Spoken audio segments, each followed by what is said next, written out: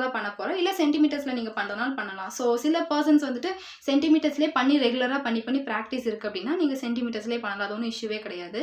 கேடில் மட்டும் தான் பண்ணுவாங்களா அப்படிலாம் ஒன்றும் கிடையாது. நீங்களும் பண்ணுறதுனா கண்டிப்பாக தாராளமாக பண்ணலாம். ஸோ லென்த் வந்துட்டு என்ன பண்ணுறோன்னா கரெக்டாக நான் இன்ச்சஸில் தான் எடுக்கிறேன். ஸோ இன்ச்சஸில் வச்சுட்டு கரெக்டாக இந்த ஷோல்டரோட பாயிண்ட் இப்போ நம்ம என்ன கார்மெண்ட் எடுக்கிறோமோ அதுக்கு தகுந்த மாதிரி நம்ம மெஷர்மெண்ட் வைப்போம்.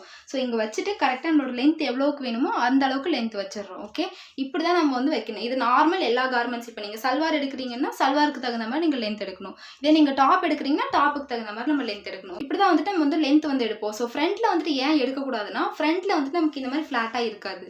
ஸோ பஸ்ட் வந்துட்டு இருக்கும். ஸோ பஸ்ட்டோட மெஷர்மெண்ட் வந்து நம்ம எடுக்கும்போது அது வந்துட்டு பஸ்ட்டோட லென்த் வந்துட்டு கொஞ்சம் எக்ஸ்ட்ரா ஆகும். இப்போ நீங்கள் பேக்கில் வந்துட்டு ஒரு 14 எடுக்கிறோன்னா ஃப்ரண்ட்டில் வந்துட்டு ஒரு 16 அந்த மாதிரி எடுத்தால் தான் ஃப்ரண்ட்டும் பேக்கும் நமக்கு ஈக்குவல் ஆகும். ஸோ அதனால் வந்து நம்ம 16 எடுத்தோம் அப்படின்னா பேக்லேயும் நம்ம 16 வச்சுருவோம்.